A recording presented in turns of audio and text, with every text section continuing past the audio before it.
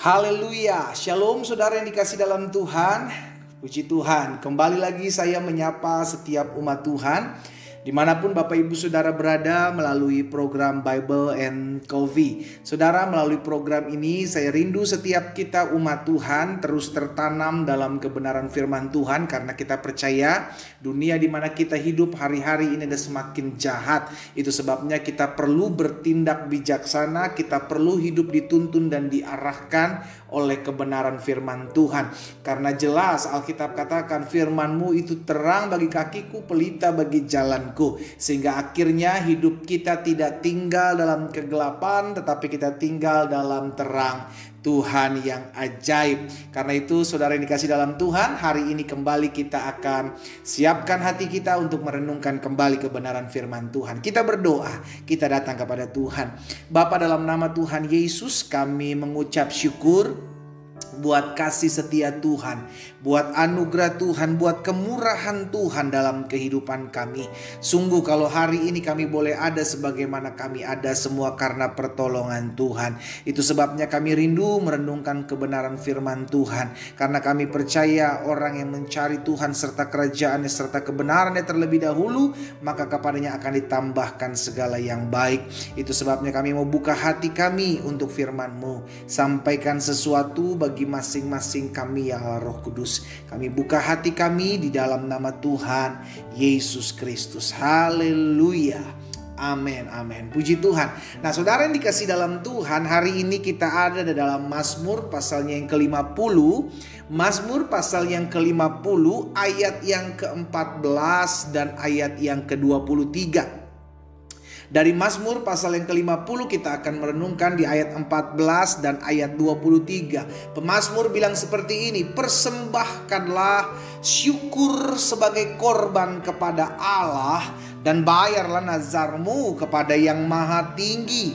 Siapa yang mempersembahkan syukur sebagai korban, ia memuliakan aku, kata Tuhan. Siapa yang jujur jalannya, keselamatan yang dari Allah akan kuperlihatkan kepadanya. Saudara yang dikasih dalam Tuhan, yang Tuhan cari adalah orang-orang yang mau mengucap syukur di dalam setiap kehidupannya. Mungkin sebagian kita berkata, bagaimana saya bisa bersyukur pendeta kalau rumah tangga saya digoncang hari-hari ini?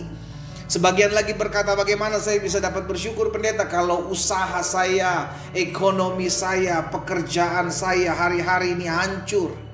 Sebagian lagi berkata, bagaimana saya bisa bersyukur pendeta kalau saya belum sembuh-sembuh, saya sudah berdoa, saya sudah berpuasa, maka saya belum mengalami kesembuhan. Nah, apakah landasan ucapan syukur karena kita belum mendapatkan sesuatu? Apakah landasan ucapan syukur, atau apakah kita baru bersyukur ketika kita mendapatkan sesuatu? Saya pikir kita harus sadari bahwa kita terlebih dahulu sudah menerima segala apa yang baik. Kita sudah diselamatkan.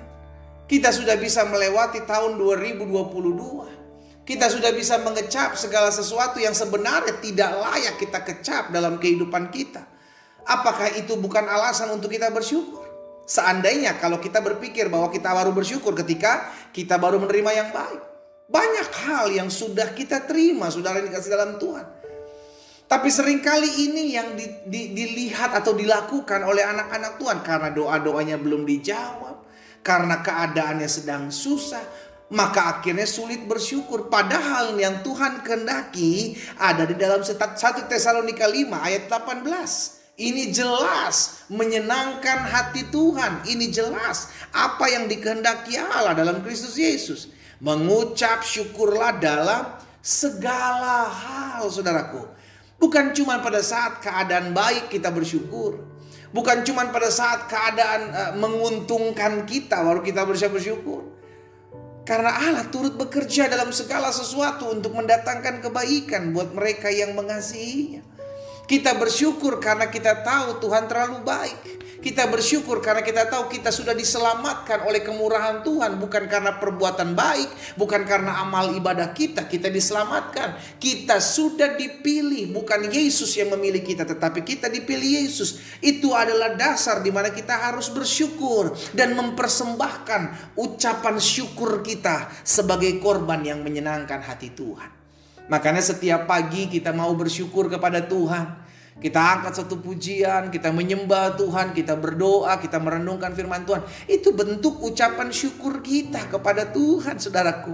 Dan setelah kita selesai merenungkan firman, kita mulai beraktivitas. Dalam aktivitas keseharian kita, kita bersyukur dengan memuliakan nama Tuhan. Oh Tuhan baik, Engkau sungguh dahsyat, Engkau sungguh luar biasa. Kita memuji-muji Tuhan. Sama seperti apa yang Ibrani katakan dalam Ibrani 13 ayat 15. Sebab itu marilah kita oleh Dia senantiasa mempersembahkan korban syukur kepada Allah, yaitu ucapan bibir yang memuliakan namanya. Saudara yang dikasih dalam Tuhan, saya mengerti ketika kita mengiring Tuhan, tidak semuanya yang kita inginkan kita dapati.